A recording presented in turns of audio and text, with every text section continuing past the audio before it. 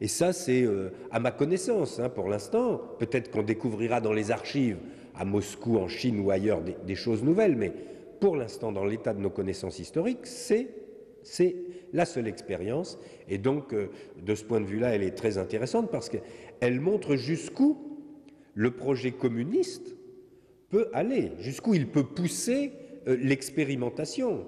Hein. Et ça, je crois que c'est très révélateur, c'est très significatif du caractère fondamentalement totalitaire de ce mouvement, de ce projet, sous Lénine et puis sous Staline, hein, qui n'est pas seulement de transformer la société, qui est de transformer l'homme, qui est de transformer l'individu, qui est de changer la nature humaine, ce qui est quand même un projet digne de Dieu.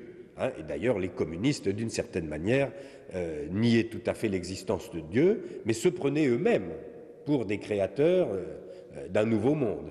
Hein. Donc, je crois que c'est une expérience, à tout point de vue, extrêmement significative.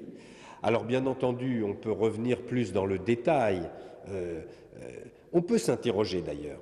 Je dirais que la qualité, entre guillemets, la qualité psychologique du travail qui a été fait à Pitești ne vient-elle pas de professionnels de la psychologie?